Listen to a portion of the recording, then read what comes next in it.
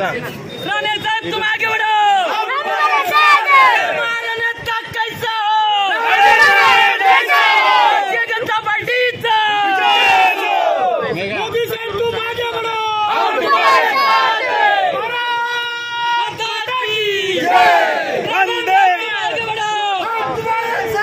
हमारा नेता कैसा हो? राणे साहेब तुम आगे बढ़ो।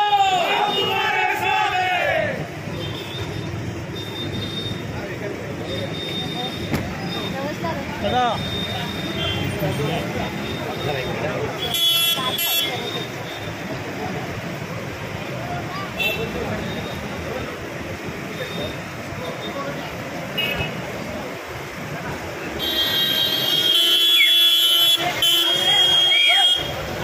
उद्योगमंत्री नारायण राणे यांची उमेदवारी रत्नागिरी लोकसभा मतदारसंघातून जाहीर करण्यात आलेली आहे आणि पहिल्यांदाच कमळ निशाणीवरती खासदारकीची निवडणूक लढवत आहोत. काय सांगा? आजचा दिवस हा खूप अत्यंत आनंदाचा दिवस आहे. तुमच्या सगळ्यांच्या आणि या जिल्ह्यातील 6,61,000 मतदारांच्या सगळ्यांच्या शुभेच्छा भारतीय जनता पार्टीच्या पाठीशी होत्या. म्हणून गेले काही दिवस जो चर्चेचा विषय होता, पण आम्हाला पूर्ण आत्मविश्वास होता की भारतीय जनता पार्टीच्या नेतृत्वाखाली ही निवडणूक लढवली जाईल आणि कमळ या चिन्हावर लढवली जाईल असा एक कार्यकर्त्यांचा आग्रह होता. आज सगळ्यांची मनोकामना पूर्ण झाली. सन्माननीय आपले नेते नारायणराव राणे साहेबांना भारतीय जनता पार्टीच्या कमळ या निशाणीवर ही लोकसभा निवडण्याची संधी राष्ट्रीय नेतृत्वाने दिली, जे आम्हाला अपेक्षित होतं. या सगळ्या विषयामध्ये मी खरं तर महायुतीच्या नेत्यांचे आभार मानेन. महायुतीचे सन्माननीय एकनाथजी शिंदे असतील, सन्माननीय अजित पवार साहेब असतील, या सगळ्यांचे खूप आभार मानतो की त्यांनी भारतीय जनता पार्टीला 44 वर्षानंतर ही लोकसभा लढवण्याची संधी उपलब्ध करून दिली. आणि त्यात करून विशेषतः या कोकणचे नेते असलेले सन्माननीय दीपकभाई असतील, सन्माननीय उदय सामंत असतील, आणि विशेष करून नाव मी घेईन की ज्यांचा थोडा आग्रह या सगळ्या लोकसभेसाठी होता, हे जे सन्माननीय किरण सामंत, या सगळ्यांच्या सामंजस्याच्या भूमिकेला खरं तर भारतीय जनता पार्टीचा जिल्हाध्यक्ष म्हणून मी खरं त्यांना धन्यवाद देतो.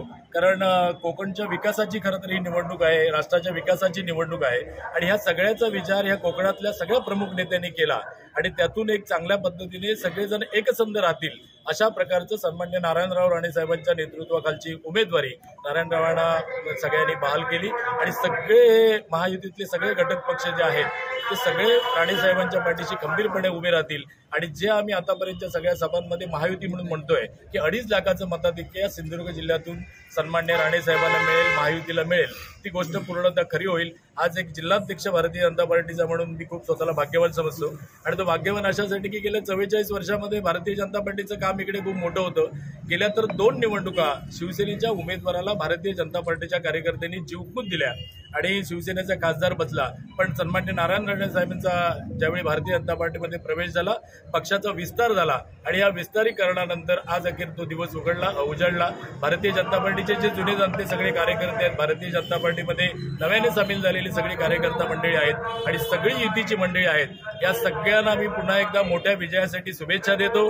सन्माननीय राणे साहेब हे एक दबंग नेते, पुन्हा एकदा एक व्हिजन असलेला नेता म्हणून, खासदार म्हणून या सगळ्या संसदेमध्ये मोदींचा जो नारा आहे अबकी बार 400 पार, त्या 400 मध्ये एक समाविष्ट होतील, पुन्हा एकदा मंत्री होतील आणि कोकणच्या विकासाचा ध्यास जो राणे साहेबांचा आहे, ध्यास जो भारतीय जनता पार्टीचा आहे, त्या सगळ्या ध्यासाला आता कुठेतरी परिपूर्णता येईल. पुन्हा एकदा तुमच्या पत्रकार बंधूंचा आणि सिंधुदुर्गातील सगळ्याच जनतेचे मी आभार मानतो की अशा प्रकारच्या शुभेच्छाने आज आमच्या जे मनात आमचं जी गोष्ट होती ती साध्य झाली. धन्यवाद. महायुतीचे उमेदवार म्हणून नारायण राणे यांना उमेदवारी जाहीर झालेली आहे. राष्ट्रवादी काँग्रेसचे जिल्हाध्यक्ष म्हणून आपली काय प्रतिक्रिया? प्रथमतः आमच्या महायुतीच्या प्रमुख राज्याचे नेते मुख्यमंत्री शिंदेसाहेब, उपमुख्यमंत्री फडणवीस साहेब, आमचे उपमुख्यमंत्री अजितदादा पवार साहेब यांचं प्रथमतः मी आभार मानतो. आणि राणे साहेबांना उमेदवारी म्हणजे एक जिंकण्याची हमी असा एक मेसेज आज सिंधुदुर्ग रत्नागिरी जिल्ह्यामध्ये आहे. आणि जो काय मधल्या कालावधीत उदय सामंत असतील, किरण सामंत असतील, त्यांनी आपली लोकशाहीच्या दृष्टीने आपली भूमिका बजावली, परंतु त्यांनी एक सामंजस्याची चांगली भूमिका घेतली. राणे साहेबांसारख्या ज्येष्ठ एक केंद्रीय मंत्र्यांना त्यांनी सकाळीच पाठिंबा जाहीर करून एक चांगलं वातावरण निर्माण केलं सिंधुदुर्ग रत्नागिरीमध्ये, त्याबद्दल त्यांचेही मी आभार मानतो. त्याचबरोबर आज सिंधुदुर्ग रत्नागिरीमध्ये, कोकणमध्ये बॅरिस्टर नाथपै दंडवते साहेब यांच्यानंतर आज नाव घेतलं जातं ते आदरणीय राणेसाहेबांचंच घेतलं जातं आणि प्रामुख्याने ही मी सांगण्याची गरज नाही, आम जनता सांगते. आणि एक राणेसाहेब एक व्यक्तिमत्व, एक लोकप्रिय व्यक्तिमत्व, एक दानशूर व्यक्तिमत्व म्हणून आज जिल्ह्यातले राज्यात मानलं जातं. त्यामुळे आज चांगल्या प्रतीचं एक महायुतीचा एक आमचा उमेदवार आणि बलाढ्य शक्तीने त्यांना आम्ही निवडून महायुती म्हणून देणार आहोत. आणि त्यांचं एक लोकमत पाहिलं तर एक चांगल्या प्रतीचं लोकमत आहे. आम्हाला जास्त प्रचार करण्याची पण गरज वाटत नाही असं मला वाटतं, कारण का त्यांचं आज गेल्या 25-30 वर्षातनं राजकारण पाहता त्यांनी समाजकारणावरती जास्त भार दिलेला आहे. त्यामुळे एक चांगल्या मताधिक्याने 2-2.5 लाखाने आमचे भाजपचे जिल्हाध्यक्ष प्रभाकरजी बोलले की 2-2.5 लाखाने ते निवडून येतील आणि त्यांना परमेश्वराचा आशीर्वाद आहे आणि लोकांचे सुद्धा आशीर्वाद आहे. आणि आम्ही राष्ट्रवादी म्हणून आदरणीय अजितदादांचा आणि आदरणीय तटकरे साहेबांच्या सूचनेप्रमाणे योग्य ताकदीने आम्ही त्यांच्या पाठीशी आहोत आणि त्यांना चांगलं मताधिक्य मिळवून देण्यासाठी आम्ही पूर्ण जिल्ह्यामध्ये खांद्याला खांदा लावून फिरणार आहोत आणि चांगला प्रचार करून त्यांना बहुमताने निवडून देण्याची एवढीच मी ग्वाही देतो. ताज्या अपडेट्स आणि ताज्या बातम्यांसाठी आजच सबस्क्राईब करा आपला Sindhudurg digital news channel. Like करा, शेअर करा, कमेंट करा आणि महत्त्वाचं म्हणजे बेल आयकॉनला क्लिक करायला विसरू नका.